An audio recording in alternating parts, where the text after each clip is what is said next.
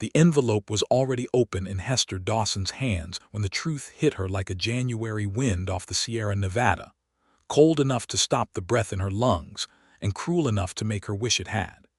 She had broken the wax seal somewhere around the 3rd mile out of Durango, telling herself it was only curiosity, telling herself that a woman who rode alone across 40 miles of Colorado territory in 1878 had earned the right to know what she was carrying.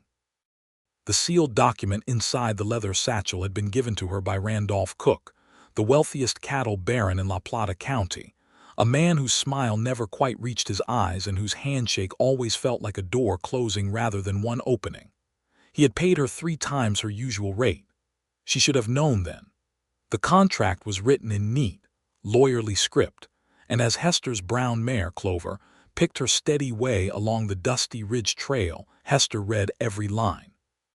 She read the preamble about land parcels and water rights. She read the clause about debt assumption. She read the section marked forfeiture and her chest tightened.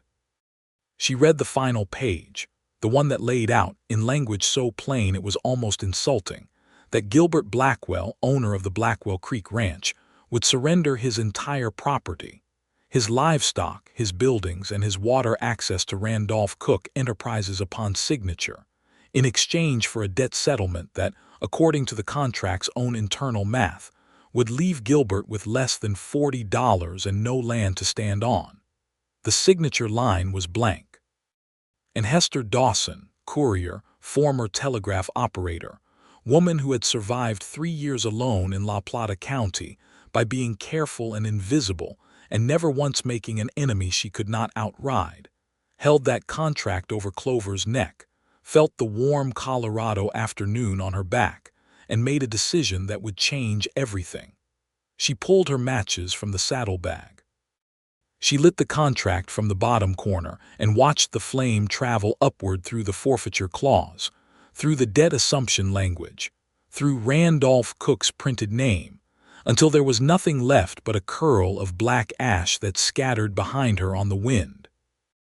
Then she rode forward, because there was nowhere else to go, and because the man whose ranch she was now riding toward had never once in the 4 times she had met him looked at her like she was invisible. Gilbert Blackwell was 31 years old and had the kind of face that the territory seemed to have built from scratch, all strong jaw and sun-dark skin, and serious eyes the color of Deep Creek water in October. He had come to Colorado from Missouri at 23 with his father's $200, and a stubbornness that was either a gift or a curse, depending on the season. He had broken and irrigated the land at Blackwell Creek through 7 years of effort that had made the neighboring ranches take notice, and Randolph Cook grow resentful in a way that festered like a hidden wound. Hester had first encountered Gilbert Blackwell in March of that year, when she had delivered a seed catalog and 2 personal letters to his ranch on behalf of the Durango Postal Courier Service, which occasionally subcontracted her for the longer outer territory routes. He had thanked her with genuine courtesy, offered her water and a grain bag for Clover, and asked her name as though it actually mattered to him what the answer was. She had told him. He had said it back once carefully, like he was making sure he had it right. She had thought about that twice since, on long rides where there was nothing to do but think. The second time she had seen him was at the Durango Mercantile in May, where they had stood at neighboring counters and discovered they both needed the same weight of fence wire, and the store only had enough for one of them. He had offered to split it without hesitation. She had accepted. They had loaded their respective wagons side by side in the street, and he had made her laugh once, quietly, about a comment the mercantile owner had made regarding the price of nails. She had not been expecting to laugh, and it had surprised her into smiling wider than she meant to. The third meeting had been a chance encounter on the Ridge Trail in July, when his horse had thrown a shoe, and she happened to be riding by with an extra nail and a hoof pick in her kit. She had helped him reset the shoe without being asked, and he had watched her work with an expression she could not quite read. When she finished, he said, "Miss Dawson, You are either the most capable person I have encountered in this territory, or I am the least prepared. She had swung back up onto Clover and said, "Both can be true, Mr. Blackwell," and ridden away before he could see that the back of her neck had gone warm. The fourth meeting had been 2 weeks ago, at the Plata County Social, where the Durango community gathered in the town hall every September for music and food, and the kind of forced neighborliness that the frontier demanded. She had gone to deliver a packet to the sheriff, not to socialize, and had stayed longer than she intended because Gilbert Blackwell had asked her to dance with the particular quality of asking that did not assume yes but very much hoped for it. She had danced once, then twice, then stood with him near the open window while the fiddle played, and he told her, in a low, careful voice, about the water dispute with Cook, about the pressure he had been under, about the way that Cook had been buying up adjacent properties and slowly drawing a net around Blackwell Creek Ranch. He had not sounded frightened, exactly. He had sounded like a man who was bracing himself. She had not told him that she sometimes carried documents for Randolph Cook. It had not seemed relevant at the time. It seemed extremely relevant now. Hester brought Clover to a walk as the ranch road appeared below the ridge, a pale packed dirt track running between two lines of cottonwood trees that had gone yellow with early autumn. The afternoon light lay across the valley in long golden sheets, and the Blackwell Creek property spread out below her with the kind of quiet, earned beauty that made a person understand exactly what was at stake.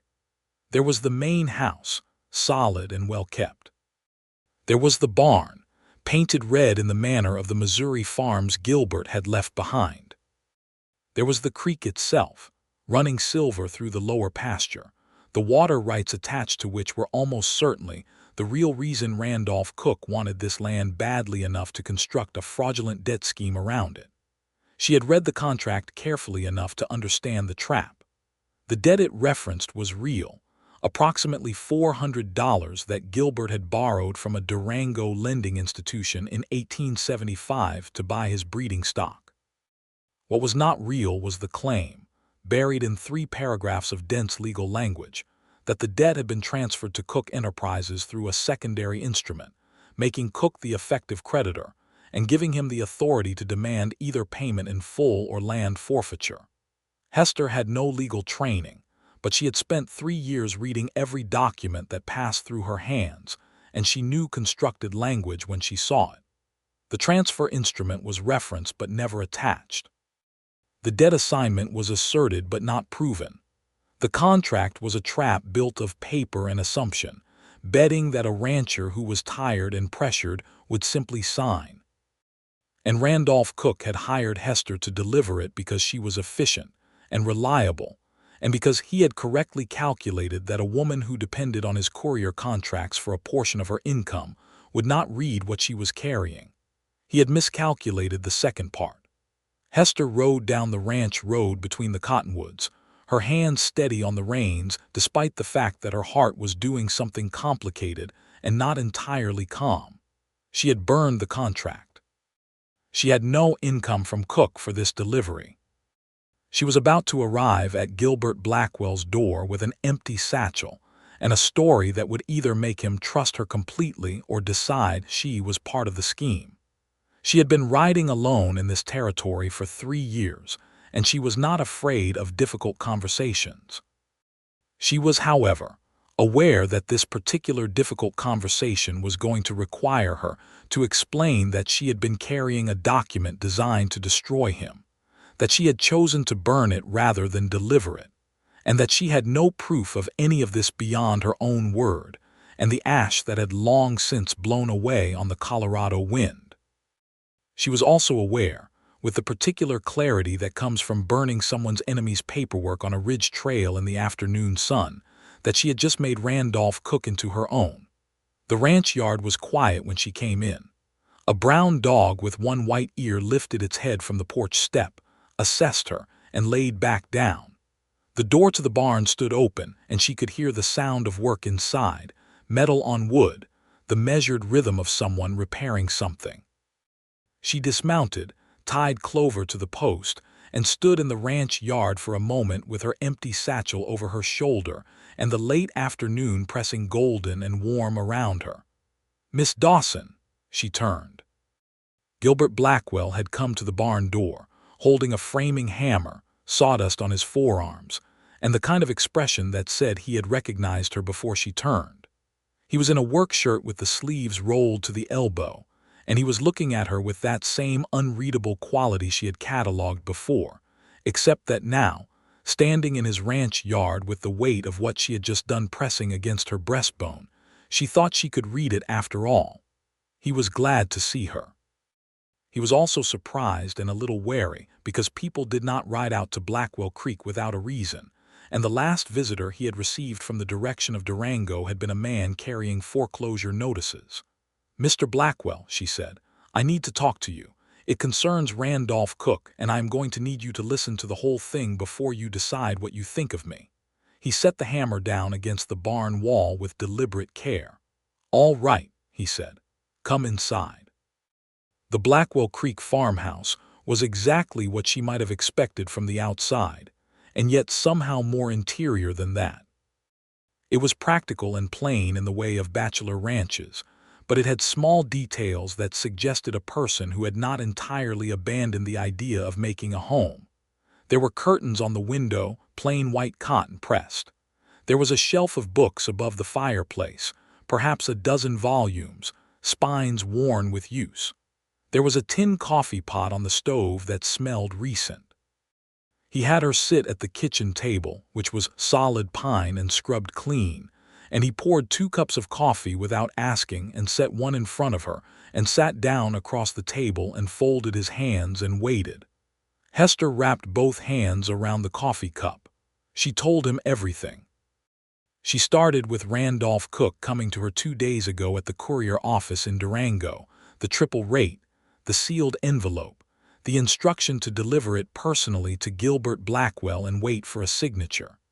She told him about opening the envelope on the Ridge Trail, about reading the contract, about the fraudulent debt assignment language, about the forfeiture clause, about the water rights. She told him about lighting the match. He did not interrupt her. He listened with the focused attention of a man who understood that this was not the moment for questions. And when she finished, the kitchen was very quiet except for the tick of the stove and the distant sound of the creek. "You burned it," he said. "Yes. Cook paid you to deliver a contract and you burned it instead." "Yes." He looked at the table for a moment. "Miss Dawson, why?" She met his eyes. They were the creek water color she had noted before, and they were very serious, and she could see in them that he was not asking the question rhetorically. He genuinely wanted to understand. "Because it was a trap," she said. "And because the man who said it hired me to spring it, and I would rather lose the income than do that. You could have just not delivered it, sent a message saying you could not complete the route. If I had simply not delivered it, Cook would have found another courier. Another trap, another version of the same document. Burning it buys you time, not much but some." He studied her for a long moment. "You understand that this means you have made an enemy of the wealthiest man in Plata County." "I had already thought about that on the ridge," she said. "I made my decision before I lit the match." Something moved through his expression then, something she could not fully name, though the closest word she had for it was something between respect and a kind of raw wondering. He picked up his coffee cup and set it back down. He pushed his chair back and stood up and went to the window and looked out at the ranch yard, at the cottonwoods, at the afternoon going amber and long, and was quiet for a long time. "The debt transfer," he said finally, "the attachment they referenced, was never included. The contract claimed the Durango Lending Association had transferred your debt instrument to Cook Enterprises, but there was no actual transfer document attached. No notarized assignment, no witness signature. It was asserted in the text as though it were already established fact." He turned from the window. "I need to see the original loan documents from 1875. "Yes, you do. I need a lawyer. There is Thomas Abernathy in Durango who is not in Cook's pocket. I have heard his name mentioned favorably. You have thought about this. I had 40 miles to think on the Ridge Trail." He looked at her across the kitchen, and there was something shifting between them, a current that had been there before, in the mercantile and on the trail and at the social, but that now had the weight of something real behind it, the weight of a burned contract and a hard decision, and the kind of trust that a person can only earn by doing something costly. "Stay for supper," he said. "It is too late to ride back to Durango tonight safely. You are welcome to the spare room, and tomorrow I would like to ride into town with you if you are willing. I would rather have company going to find Abernathy." She looked at him for a moment. "I would not want to put you to any trouble." "Miss Dawson," he said, and his voice was quiet and very direct, "you just burned a contract that would have taken everything I have built here. If supper is any kind of trouble, it is a very small one." She nodded once. "Then I will stay." The evening that followed had a quality that Hester would remember for a long time afterward, the particular quality of the first night that something changes between two people, the moment when the formal distance of acquaintance gives way to something warmer and more honest. Gilbert cooked a simple supper of salt pork and cornbread, and the kind of beans that had been simmering all day, and they ate at the kitchen table and talked about things that were not Randolph Cook, which was itself a kind of relief. He told her about Missouri, about growing up on a smaller farm than this one, about his father who had died the winter Gilbert was 22, about the decision to come west with what remained of the family savings and make something from the ground up. He told it without self-pity or excessive pride, as a man tells the facts of his own life when he is comfortable enough to say them plainly, and Hester listened with the attentive quality that had always been her natural mode, the listening that was not passive but active, that filed and considered and responded. She told him about herself in return, in the careful installments that 3 years of solitude had made habitual. She had come from Ohio, from a family that was not unkind, but had not known what to do with a daughter who preferred maps to needlework and had opinions about land law. She had worked as a telegraph operator in Denver for 2 years, which was where she had learned to read documents quickly and with comprehension, because the telegraph office received all manner of legal and commercial traffic, and a good operator noticed patterns. She had come to Durango in 1875 because the courier work paid better, and the mountains were beautiful in a way she had not expected to need as much as she did. "You have been here 3 years alone," he said. It was not quite a question. "Yes." "That takes a particular kind of courage, or a particular lack of alternatives," she said. He looked at her with that expression again. The one she was beginning to understand was his version of smiling. "I do not think those are different things," he said.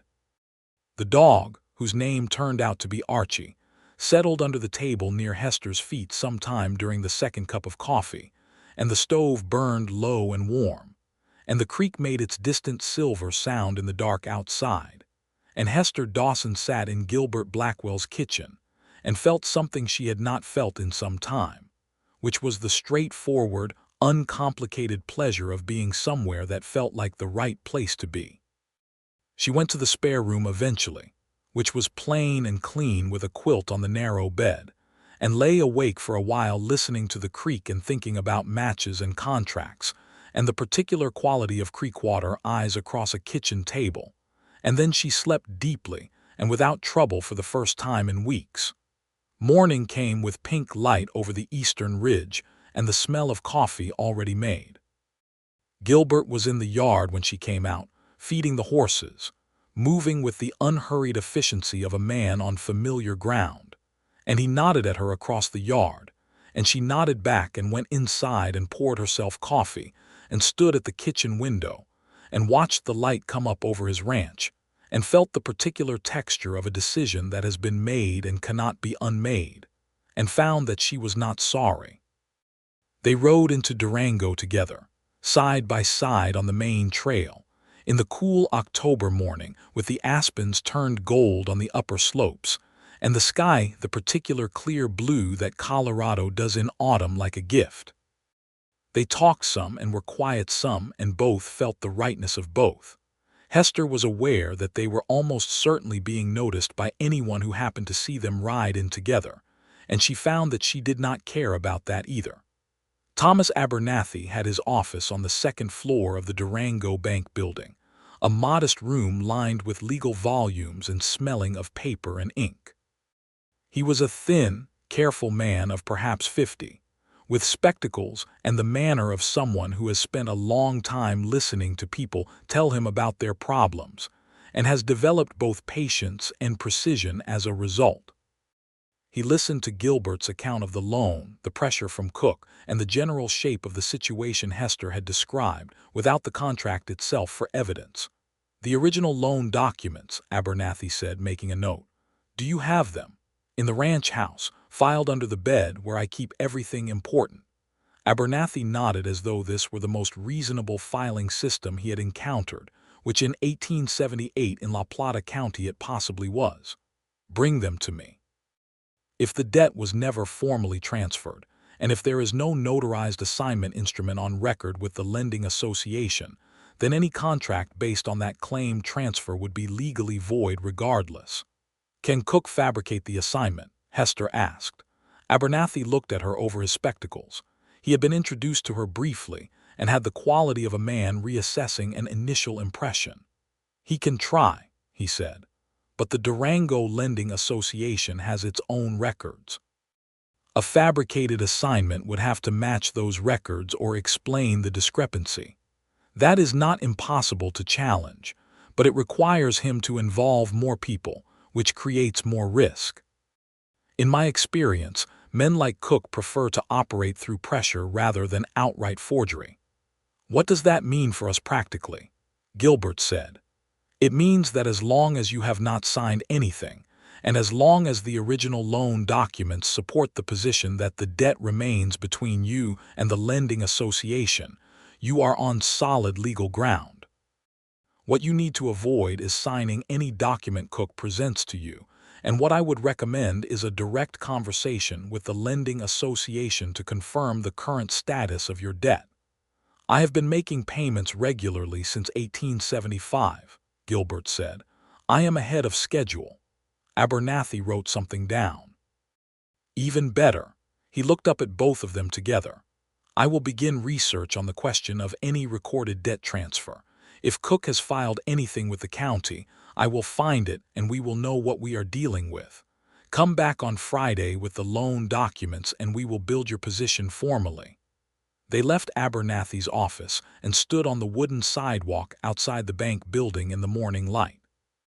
The main street of Durango moved around them with the ordinary business of a western town in 1878, wagons and horses and people moving between the general store and the post office and the hardware supplier. And Hester was aware that, in the way of small towns, the fact of her and Gilbert standing together was being registered and noted in the peripheral vision of several passers-by. "Thank you," Gilbert said. He was looking at her directly with the quality of someone who means it precisely and does not want it to be diluted by qualification. "You have already thanked me. Not for this morning, for coming into town with me, for knowing Abernathy's name." For he stopped, seemed to be weighing his words. "I have been managing this situation by myself for a long time," he said finally.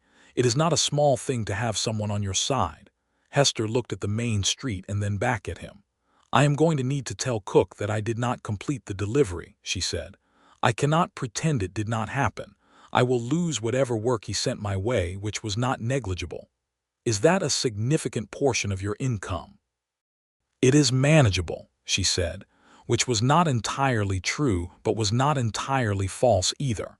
He looked at her with the particular attention that was becoming familiar. "I would like to offer you something in return," he said. "I have regular correspondence and supply orders that need running between the ranch and Durango. I have been doing it myself, but it costs time I would rather spend on the land. If you would consider taking that work on, I will pay you fairly for it." She studied him. "That is a kind offer, Mr. Blackwell. It is a practical one. I need a reliable courier and you need to replace lost work." Kindness is not incompatible with practicality. She thought about it for approximately 3 seconds. "I accept," she said.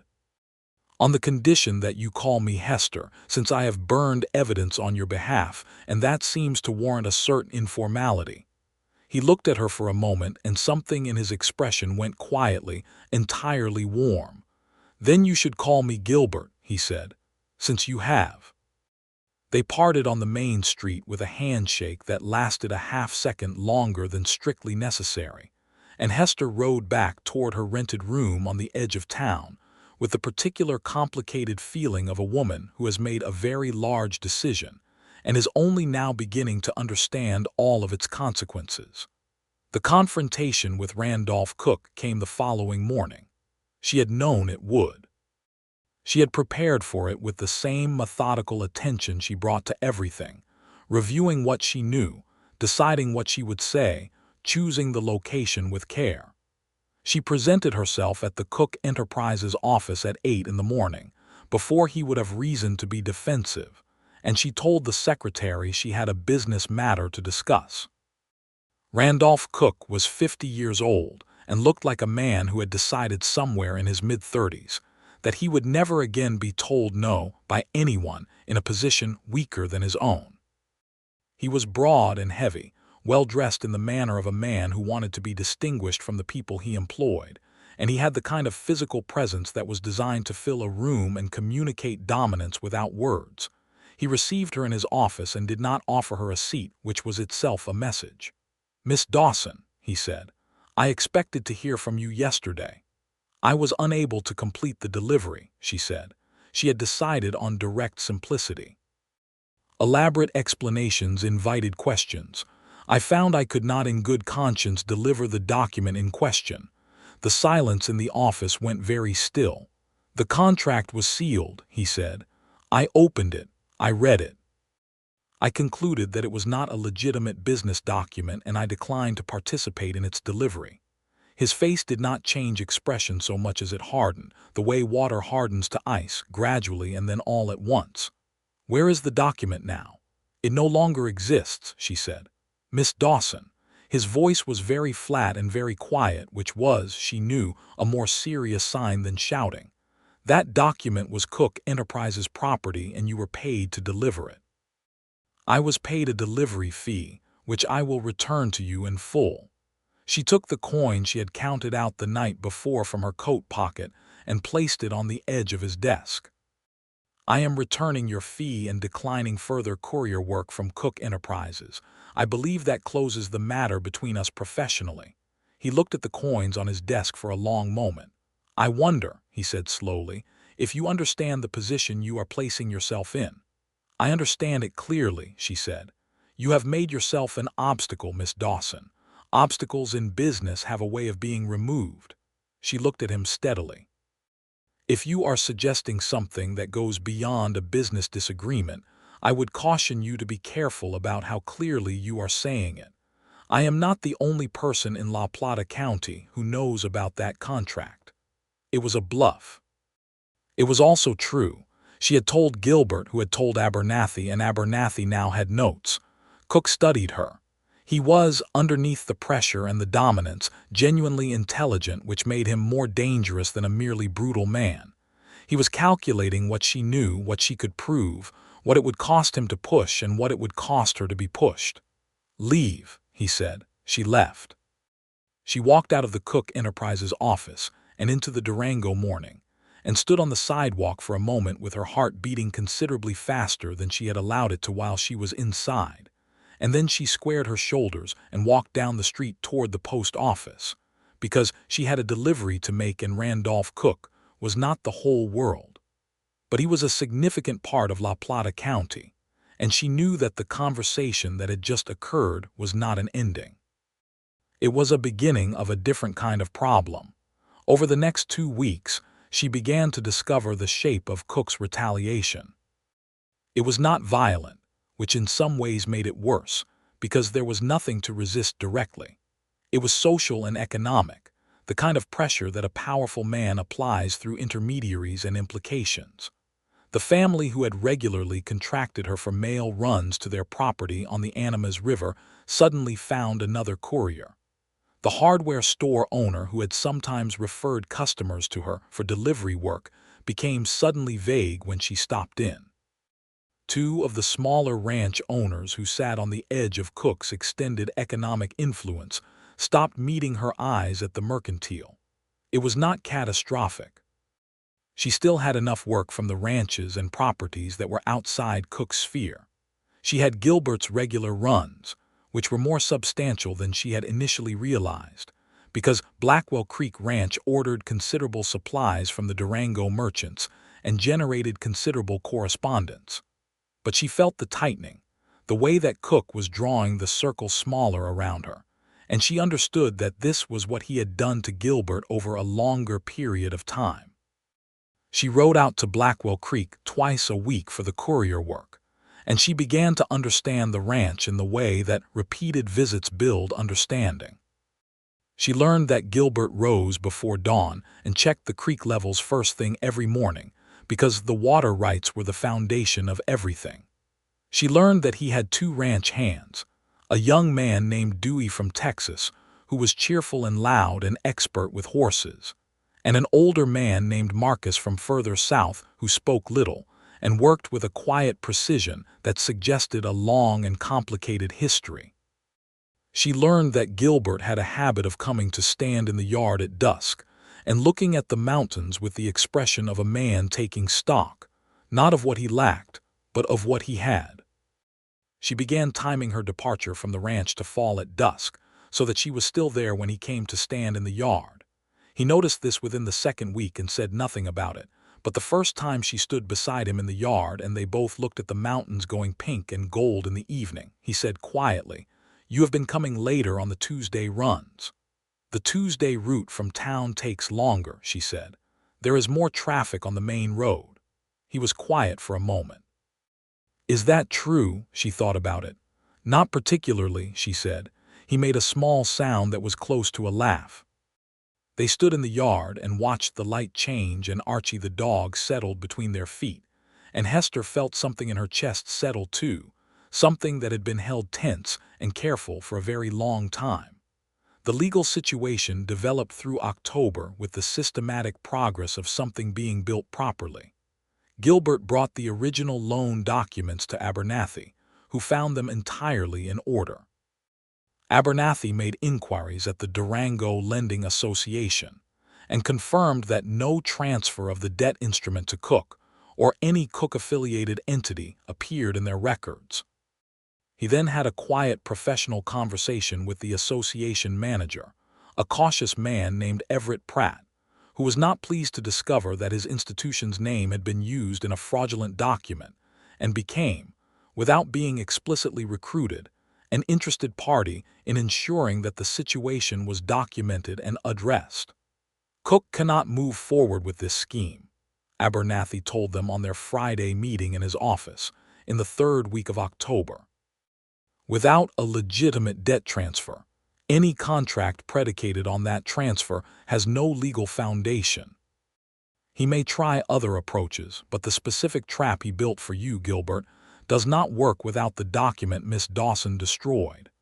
"Can he rebuild it?" Hester asked. "He could attempt to forge the transfer instrument, but Pratt at the Lending Association has now been made aware of the situation and has indicated he will be watching the association's records carefully.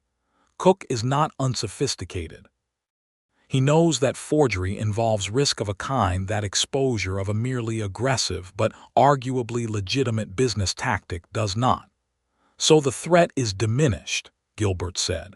"The immediate threat is diminished. Cook still owns adjacent land and controls water access on the northern side of your property.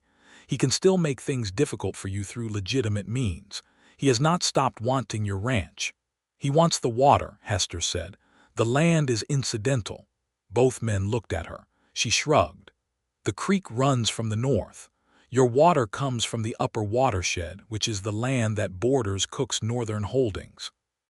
He wants the ranch so that he controls the full length of the creek and can take the water rights. That is the core of it." Abernathy tapped his pen against his notes. "She is correct," he said to Gilbert. "And that means that as long as your water rights are secure and your title is clear, you have what he wants and he cannot legally take it. which gives you leverage if you chose to use it. What kind of leverage? Gilbert asked. Cook wants to expand his cattle operation, and the creek is essential to his expansion plans. If your position is legally solid, he is obligated to deal with you as a legitimate party. He may find that negotiating a reasonable water-sharing arrangement is preferable to a prolonged legal and social battle that risks exposure of his earlier tactics. Or he may simply continue applying pressure, Gilbert said. He may, Abernathy agreed. That is why we ensure your legal position is bulletproof first and approach negotiation from strength rather than weakness. Gilbert nodded slowly. He had the manner of a man processing something and deciding how to act on it. Then we make the position bulletproof, he said. What do you need from me? What Abernathy needed was several additional pieces of documentation and 2 formal affidavits. And the process of gathering these gave Gilbert and Hester a shared project that moved them through the last days of October in a state of productive collaboration that was also, undeniably, an ongoing excuse to spend time together. They rode to neighboring ranches to obtain character affidavits from property owners, who would testify to the long-standing nature of Blackwell Creek's water usage. They sat in the ranch kitchen in the evenings going through paperwork and making lists and drinking coffee, while Archie slept under the table, and the stove kept the cold at bay. And the conversations that began as logistics gradually became something more, because 2 people who are genuinely compatible and who are spending considerable time together in a shared cause tend toward intimacy by the simple law of proximity and affinity. She began noticing things about him with the helpless attention of someone who has stopped pretending not to look. The way he thought before he spoke, which was not hesitation but care. The way he was with the horses, direct and quiet and respectful in a way that told her a great deal about his character.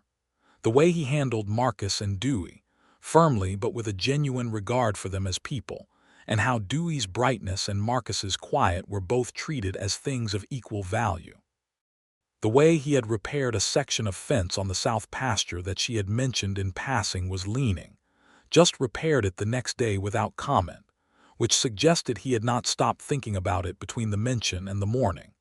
She acknowledged to herself on the ride home one evening in late October, in serious danger of losing her carefully maintained inner equilibrium with respect to Gilbert Blackwell.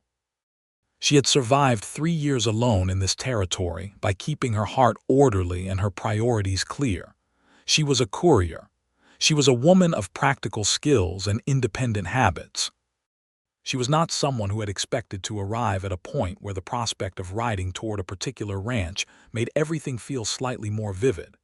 And yet here she was, and there was no useful point in being dishonest about it. The question was what Gilbert felt, and here she was less certain, though not without evidence. He was not a man who expressed himself floridly or with the extravagant gestures that lesser men use as substitutes for genuine feeling.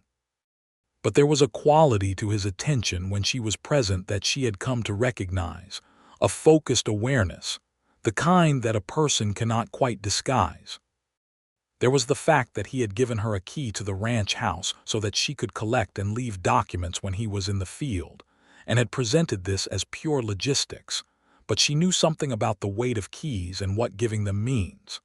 There was the fact that he had begun, somewhere in early November, saving the last of the evening coffee for her, so that on the Tuesday and Thursday runs when she arrived later, there was always a cup waiting. There was the evening in early November when she had been going through the correspondence file at the ranch kitchen table and had come across a letter from his mother in Missouri, a warm, clear-eyed letter full of news about family and neighbors that contained near the end a sentence that read, "You sound different in your last 2 letters, Gilbert. Something has changed for you. I hope it is the good kind of change." She had folded the letter quickly and put it back in the file, her heart doing something it did not have permission to do. The legal crisis resolved itself with a quietness that felt almost anticlimactic after the tension that had built it. In the second week of November, Abernathy received a professional communication from Cook's lawyer, a careful and somewhat distancing document that outlined a proposal for a limited water-sharing arrangement between Cook Enterprises' Northern Properties and Blackwell Creek Ranch, framed as a good-faith offer of neighborly cooperation, and making no mention whatsoever of any previous debt or contract. The offer was modest but not insulting. It was the offer of a man who had decided that fighting from a weakened position was not worth the exposure. Abernathy's assessment was that it was a reasonable basis for negotiation and that Gilbert could obtain better terms than the initial offer represented. Gilbert's response, after reading it at the kitchen table with Hester sitting across from him, was to put the letter down and look out the kitchen window at the November afternoon and say, "I want to be done fighting this man." "You are close to it," she said, "because you burned that contract. Because you had the legal ground to stand on and the sense to get proper representation." He looked at her with the expression that was his version of argument rejected but consideration offered. "Both things can be true," he said, which was her own words from the Ridge Trail in July given back to her. She looked at him across the table. "Yes," she said, "they can."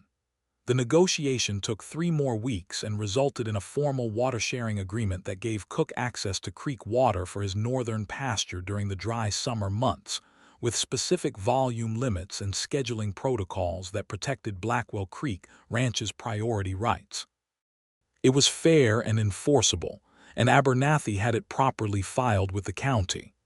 Cook signed it with the manner of a man who is choosing his battles, which was, in its way, a form of defeat dressed in the language of compromise. The day the agreement was signed, Gilbert rode to town and came back with a bottle of the good whiskey from the hotel bar, and when Hester arrived for the Thursday run, he was in the yard with 2 tin cups and a look on his face that she had not seen before, something open and simple and uncomplicated in a way that his face did not usually allow itself to be. "It is over," he said, holding out a cup. She took it. "It is over," she agreed. They stood in the yard in the November cold and drank the whiskey and watched the light on the mountains, and Archie moved between their feet in his habitual figure-8 pattern, and the creek made its silver sound, and the ranch was quiet and whole and safe. And after a while Gilbert said, without preamble and in the plain, careful way that he said everything that mattered to him, "Hester, I need to tell you something." She looked at him. "I am aware," he said, "that everything that has happened since October has placed you in a complicated situation with respect to me. You have done considerable work on my behalf, you have taken significant professional risk, and you have been present at every difficult moment. I want to be clear that I am aware of all of that and I do not take any of it as given. You pay me fairly for the courier work," she said. "I am not talking about the courier work." He looked at the mountains for a moment. "I am talking about the rest of it. The evenings, the conversations. The way that this ranch has felt different since September, and I think you know what I mean by that." She was very still. "I am not a man who speaks easily about these things," he continued, "and I do not want to be clumsy about it. But I think I would be doing us both a disservice if I did not say plainly that what I feel when you are here is not something I have felt before. And I would very much like to know if that is a statement you can receive without it making things between us impossible." The November air was cold and clear, and the whiskey was warm in her chest, and Hester Dawson, who had been alone for 3 years and careful for much longer, looked at Gilbert Blackwell in the fading afternoon and thought about matches and contracts and choices made on ridge trails with no one watching, and the precise weight of a key on a ring. "It is not impossible," she said.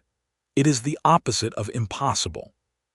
He looked at her with the full force of that focused, quiet attention, and then he set his cup down on the porch railing and turned toward her, and she set hers down too, and the moment before he reached for her hand was the kind of moment that does not last long but leaves its mark permanently.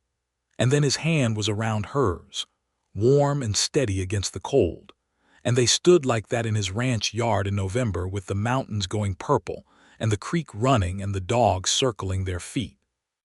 And it was not a grand gesture or a dramatic declaration, but it was entirely, precisely true. The weeks that followed were the happiest of the several years she had spent in Plata County.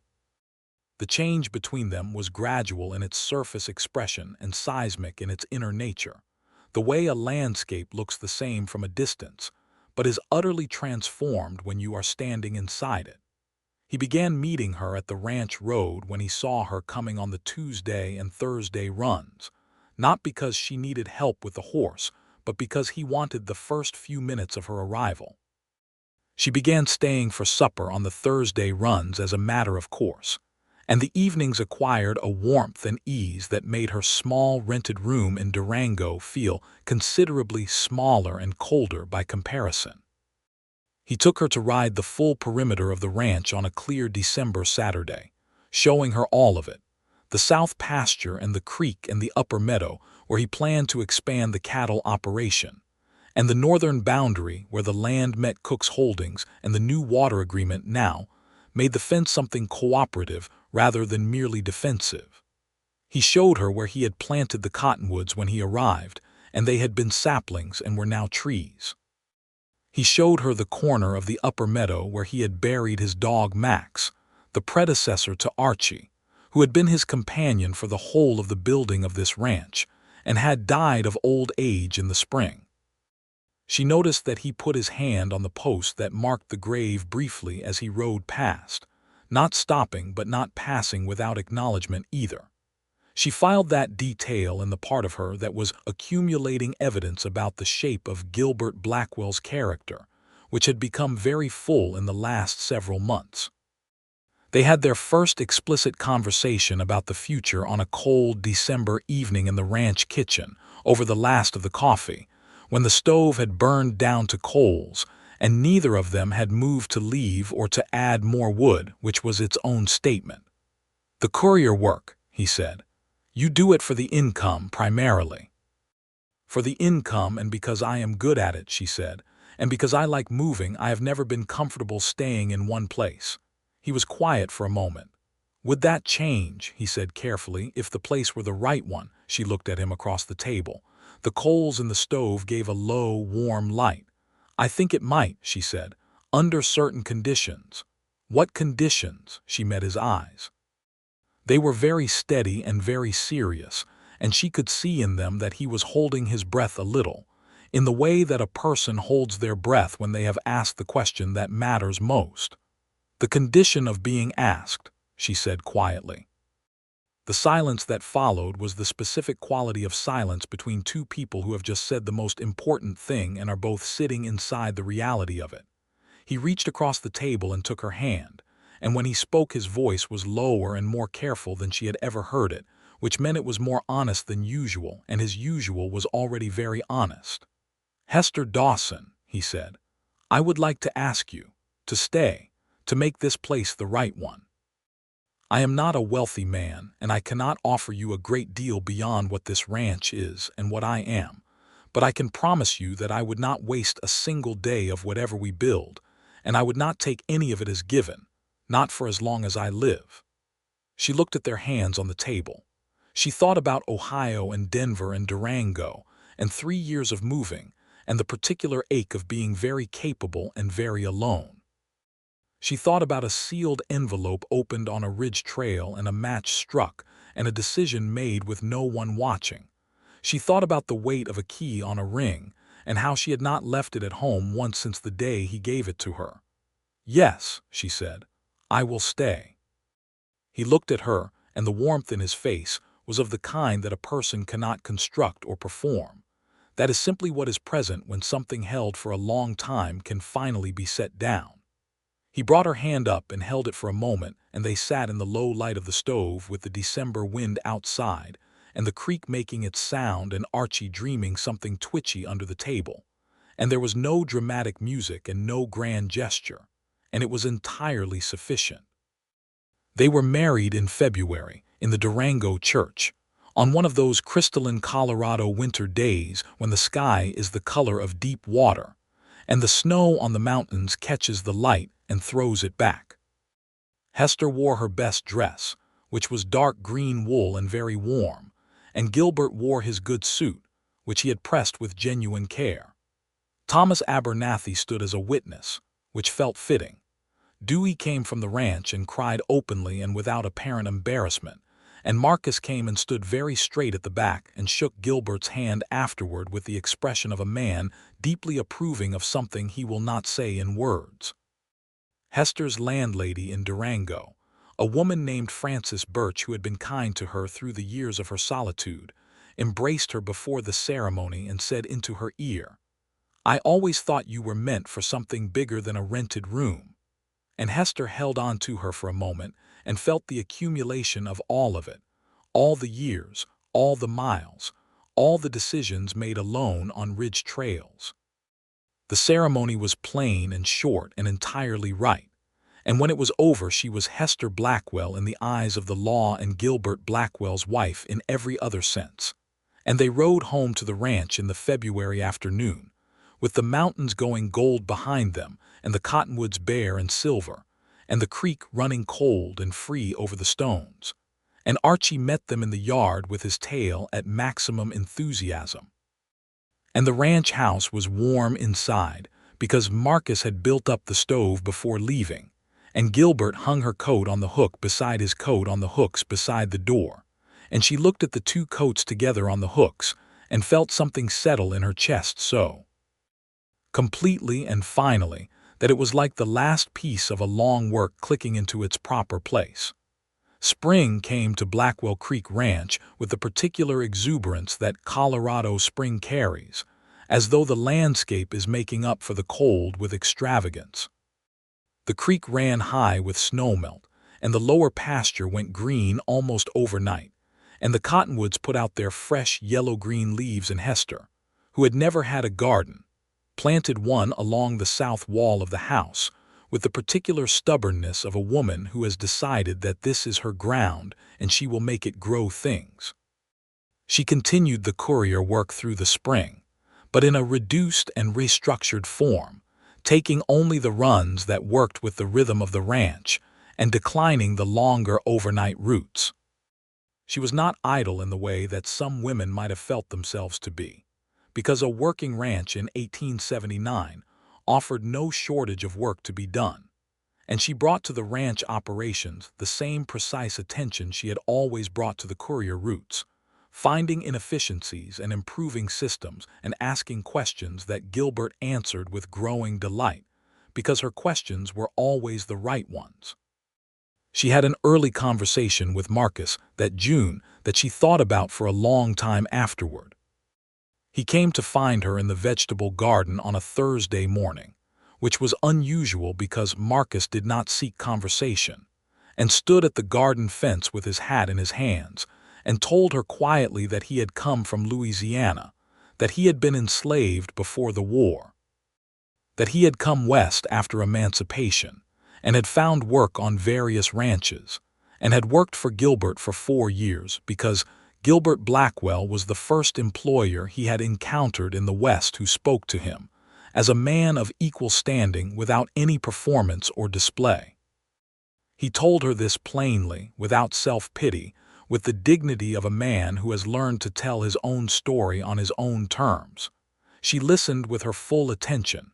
She thanked him for trusting her with it. She asked him about Louisiana, and he told her about the bayous and the birds and the particular quality of that light. And she told him about Ohio and the flatness of it. And they stood at the garden fence for a while and talked about places and what it means to leave them. And after that Marcus, while still quiet and not given to sociability, would sometimes bring her the first cup of coffee in the morning if he came in from the barn before Gilbert, and she was not yet up. And she took this as the gift it was. She discovered she was expecting a child in late July, and told Gilbert on a warm evening when they were sitting on the porch after supper with the last of the light on the mountains and the creek sounding its familiar silver note, and the moment of telling him was one she would carry for the rest of her life. He went very still, and then he reached for her hand, and when he looked at her his eyes were very bright, and everything he did not say in words was entirely present in his face. "A child," he said. "In the spring," she said, April, I think. He looked at the mountains for a long moment. This ranch is going to have children on it, he said, which was not a question but a kind of declaration. A man saying aloud a thing he had perhaps hoped for but not until this moment fully believed. It is going to have this one to start with, she said, and we can proceed from there. He laughed, which was one of the sounds she liked best in the world, low and genuine and a little surprised at itself. He brought her hand up and held it against his cheek for a moment, and she felt the stubble of his jaw against her palm and the warmth of him in the cooling evening, and thought about the word home, which she had not used in a long time, and how it had found her in Colorado in a way she had not planned but would not alter for anything. The fall of 1879 brought an interesting development in the Cook situation that resolved the last loose end of that entire affair, with an appropriateness that Hester found almost satisfying. The Plata County Land Records Office conducted a routine audit in October of that year, as they did periodically, and during the audit the records keeper, a thorough man named Howard Gates, discovered an anomaly in the registered land transfers from 1876 and 1877. A number of properties that had passed through Cook's hands during that period showed evidence of what Gates politely described as irregular documentation. He brought the matter to the county commissioner, who brought it to the territorial judge, and the investigation that followed occupied the attention of the Durango legal community for the remainder of the year. Abernathy was very busy during this period and kept Gilbert and Hester informed. The investigation did not implicate Gilbert in anything, of course, since he had been a target of the irregular practices rather than a participant, but Abernathy advised him to be formally on record as a cooperative witness, which Gilbert was. Cook was not charged with a criminal offense at the end of the investigation, because the territorial legal standards of the period and the quality of evidence available did not quite reach that threshold. But the investigation's findings were a matter of public record, and the portrait they painted of Cook's business practices was not a flattering one. Several of the neighboring ranchers who had been in Cook's economic orbit found their perspective on him somewhat adjusted by the findings, and the social and commercial influence he had wielded so effectively over the preceding years became measurably reduced. Hester heard the news from Abernathy and went home and told Gilbert, and then went and stood in her garden in the October afternoon for a while, among the dried stalks of the summer's vegetables, and thought about a match struck on a ridge trail and the ash blowing away on the wind, and felt a very complete sense of the rightness of that decision. March arrived, and with it the final weeks of waiting, and the house filled with the particular tension and hopefulness of a birth anticipated. Frances Birch came from Durango to stay for the last 2 weeks, because Hester had asked her, and because Frances had the practical experience that neither Hester nor Gilbert possessed, and she filled the house with capable good humor and kept Gilbert from hovering too anxiously by giving him a continuous series of tasks to perform. The child was born on the 8th of April, 1880, on a morning of warm rain and soft light, in the bedroom of the Blackwell Creek farmhouse, with the creek audible through the window and Archie stationed outside the bedroom door with the seriousness of a dog who understands that something important is occurring. He was a boy, healthy and loud, with dark hair and the particular expression of someone very new who has strong opinions about his situation. Gilbert held his son for the first time with the care of a man holding something of incalculable value, and his face had the quality of something broken open in the best possible way, all the careful steadiness giving way to something much simpler and deeper. And Hester, tired and fierce and entirely present, watched him and felt a love so uncomplicated and complete that it was almost like a physical thing, like the warmth from the stove or the sound of the creek. They named him James Thomas Blackwell, James for Gilbert's father and Thomas for Abernathy, who was deeply moved by the honor and appeared at the ranch 2 weeks later with an entire set of law books that he said were for young James's education when the time came, which made Gilbert laugh and made Hester love Abernathy with a firmness she had not previously been aware she possessed. The year that followed was one of building, in every sense. The ranch expanded as Gilbert had planned, the cattle operation growing to include a second breeding herd, and the upper meadow was brought into productive use.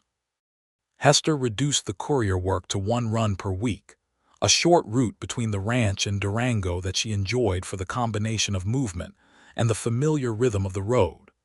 She was good at being a mother with the same pragmatic competence she had always brought to everything, which did not mean she found it without challenge or complexity, but it meant that she approached James with the same attention and care she had always given to the things that mattered. Marcus turned out to have a gift with young children that surprised everyone except possibly himself.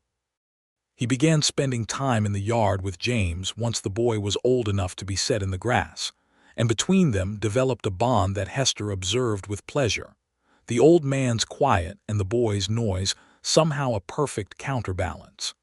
He taught James the names of the birds that came to the cottonwoods, and the particular habits of the creek in different seasons, and how to stand still enough that a horse would come to you rather than requiring to be caught. These were, Hester thought, the exactly right first lessons for a child who was going to grow up on this land. Dewey departed for Texas in the spring of 1881, called back by family circumstances, with tearful farewells that were almost entirely one-sided, since he was the one weeping. Gilbert hired a young man named Patrick Callahan from the Durango area to take the open ranch hand position, an Irish immigrant of 23 with a quick mind and a gift for fence repair, and the ranch found its new rhythm with him added to its working life. The second spring after James was born brought a letter from Gilbert's mother in Missouri, in which she announced that she was considering making the journey west to visit her son and meet his wife and grandchild, and that she would be grateful for an honest assessment of the journey's difficulty from someone with practical knowledge. Gilbert brought the letter to Hester with an expression of something between anticipation and slight apprehension, and asked what she thought. Hester wrote back to Margaret Blackwell herself, describing the journey, the terrain, the best route from the Missouri railhead, what to bring and what could be acquired in Durango. She wrote it with the same practical precision she brought to everything, but she also wrote at the end of the letter, in her plain, direct way, that the ranch at Blackwell Creek was a good place, that her son had built something of real worth there, and that the family who lived in it was grateful for the prospect of her company. Margaret Blackwell arrived in June of 1881 on the Durango stage, a small, upright woman of 60 with sharp brown eyes that she had clearly passed in unchanged form to her son, and she embraced Gilbert on the stage platform with the fierce brevity of someone who has missed someone very much and is not going to spend a great deal of time demonstrating it publicly. And then she turned to Hester and looked at her with the appraising attention of a woman who has been thinking about this meeting for some time. "You are the one who burned the contract," she said. Hester met her eyes. "Yes." Margaret's face did something warm and entirely approving. "Good," she said, and embraced her. And that was the beginning of a relationship that proved to be one of the genuine unexpected gifts of Hester's life, because Margaret Blackwell turned out to be a woman of considerable intelligence and dry wit, and the particular quality of perception that comes from having lived a long and attentive life, and she and Hester understood each other almost immediately. Margaret stayed for 2 months, and in those 2 months she and Hester had conversations on the porch in the evenings, after the day's work, that ranged across everything from Missouri history to Colorado land law to the proper way to cure a ham, and the improper way that certain of Margaret's Missouri neighbors had treated their domestic workers, which Margaret had opinions about that were sharp and clear and made Hester respect her completely. She was wonderful with James, who responded to his grandmother's combination of warmth and matter-of-fact discipline with the directness of a child who recognizes a person who means what they say. she said to Hester on the last evening before her departure, sitting on the porch with the August stars enormous overhead and the creek making its nighttime sound. I worried about him coming out here alone. I worried for years that this place would be too solitary, that it would wear down someone who needed building up. He built himself up, Hester said. He did, Margaret agreed. And then you came along and built the rest of it. That is not quite how I would describe it. No, said Margaret, but it is how he would if you asked him, which I did. Hester looked at the stars for a moment. He told me something similar once, she said. That having someone on your side is not a small thing. He said that about you in one of his letters, Margaret said. Before I ever met you, he wrote, "She is the most capable person I have encountered in this territory, and she chose to act on my behalf when she had no obligation to and every reason not to." He wrote it the way that he writes about things that matter to him, which is carefully and without excessive language. I knew from that letter what she was to him. Hester was quiet. "Do not be embarrassed by it," Margaret said. "I am telling you because I want you to know that from the outside, looking in, what you two have is the real thing. And the real thing is rarer than the territory and worth more than the water rights."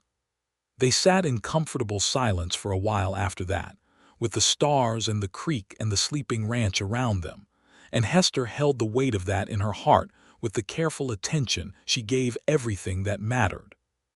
Margaret departed the next morning on the Durango stage with a composure that only slightly cracked when she held James for the last time, and was entirely intact again by the time she climbed the stage steps.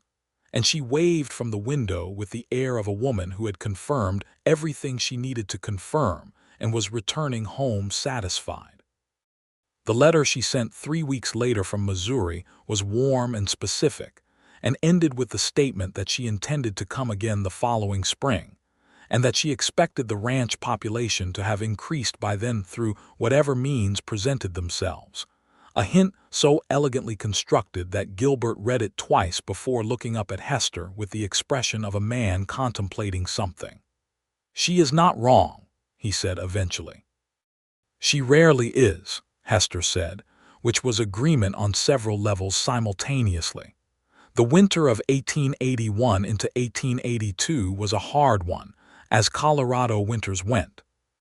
The snow came early in November and stayed seriously cold through February, and the ranch operations contracted into the essential work of keeping the animals warm and fed, and the buildings intact. The nights were long and the stove worked hard, and the family turned inward in the way of ranch families in winter, toward each other and the warmth of the shared life. They read aloud in the evenings by lamplight, taking turns with the volumes from the shelf above the fireplace. And James, 2 years old now and verbal in the emphatic way of children who have been listened to attentively, contributed his own commentary to the readings in a language that was approximately 1/3 English and 2/3 his own private idiom. Marcus, who stayed on through the winter in a manner that had long since moved from employment to something closer to family membership, sat with them sometimes in the evenings, and it was during one of these evenings that he produced, from the chest he kept in his room, a small, worn Bible that had belonged to his mother, and read from it in a voice that was very quiet and very resonant, and the room was entirely still while he read. These were the interior evenings of the Blackwell Creek farmhouse, and Hester filed them with the same careful attention she had always brought to the things that mattered, adding them to the accumulation of evidence about the shape of her own life and the richness of what she had built. She had been at Blackwell Creek Ranch for 3 years as wife and working partner and mother and co-builder by the spring of 1882, and the woman she was in that spring was not the same woman who had opened a sealed envelope on a ridge trail in the fall of 1878, though the essential qualities were continuous. She was less solitary, by choice and with satisfaction. She was less careful about showing what she thought and felt, because she lived among people who received it well. She was more rooted, in the precise sense of a plant that has been given the right soil, growing downward as much as upward. The letter from Thomas Abernathy that April concerned a property matter that touched the ranch indirectly, a question about the water-sharing agreement with what remained of the Cook holdings, which had been restructured and partially sold following the land records investigation. A new buyer had acquired the northern parcels adjacent to Blackwell Creek and was inquiring about the existing water agreements and whether they would be honored under the new ownership. Abernathy's letter was measured and professional, as always, but Hester could read the underlying structure of the situation, which was that this was an opportunity as much as a concern. She and Gilbert discussed it at length over 2 evenings and rode into Durango to meet with Abernathy on the 3rd day. The new property owner was a man named Elliot Farrow from Denver, a straightforward commercial investor with no particular animus toward the Blackwells and a clear interest in stable, cooperative arrangements. The meeting that Abernathy arranged between Gilbert and Farrow over the water agreement went cordially and resulted in an updated agreement that was, if anything, slightly more favorable to Blackwell Creek than the original, and that came with the additional benefit that the northern boundary was now a cooperative relationship rather than an adversarial one. When they rode home from that meeting, Gilbert was quieter than usual, the thoughtful quiet that meant he was processing something. "It is done," he said when they reached the ranch road between the cottonwoods. "It is done," she agreed. "The whole of it, the debt, the contract, Cook, the water rights, all of it settled." "Yes." He was quiet for another moment. Then he said, "I have been thinking about what this land will look like in 20 years. She looked at him. "Tell me." He told her, and it was a detailed and considered vision. The ranch expanded, the cattle operation at full productive capacity, the creek running clean through a fully documented and legally secured water arrangement, children old enough to ride the perimeter with him, a second generation learning what their parents had learned. He told it in his plain, careful way, and it was the most he had spoken at once in her recollection, and she listened to every word. "You have been thinking about this for a while," she said when he finished. "Since about October of 1878, he said, and looked at her sideways with the expression that was his version of a smile at full strength. She laughed, and it startled her the way it always had, the genuine surprise of joy, and she thought, "This is the life." Not the dramatic moments, not the burning contracts and the legal battles and the confrontations in offices, though those had their necessity and their meaning. This, the ranch road and the cottonwoods and the man beside her thinking about 20 years of good work and the sound of her own laugh in the autumn air. The second child arrived in the November of 1882, another boy whom they named William Marcus Blackwell, the second name chosen with deliberate intention, and when Hester told Marcus that they had given the child his name, he stood in the kitchen doorway with his hat in his hands for a long moment without speaking, and then he said, very quietly, "Thank you," and there was a fullness in those 2 words that required nothing added. James, 2½ and fully opinionated, inspected his new brother with the seriousness of a property assessor and declared him acceptable, which was received by all present as the highest available endorsement.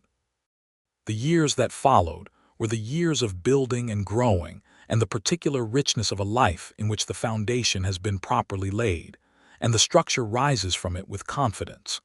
The ranch expanded as Gilbert had planned and Hester had helped him envision.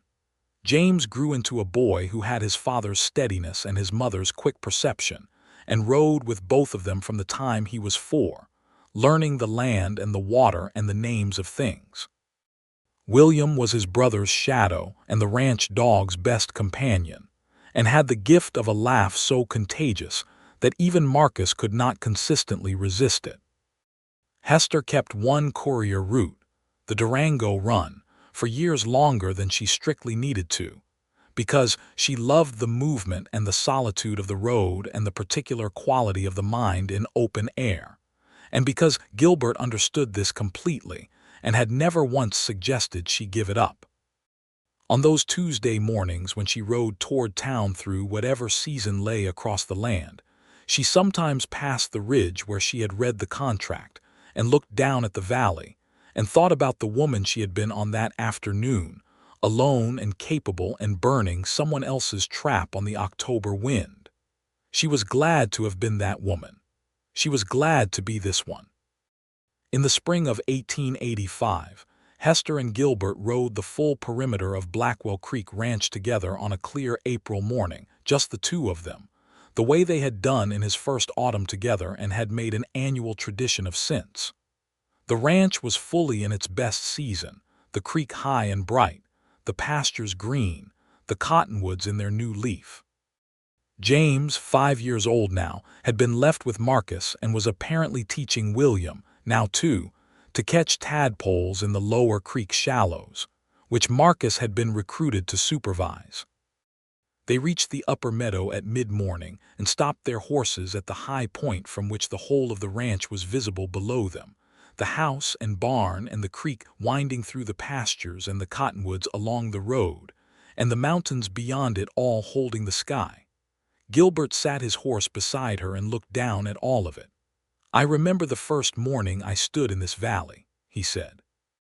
"I had been traveling for 3 weeks and my horse was tired and I had about $60 and 200 pounds of supplies, and I stood in this valley and thought, this is the place."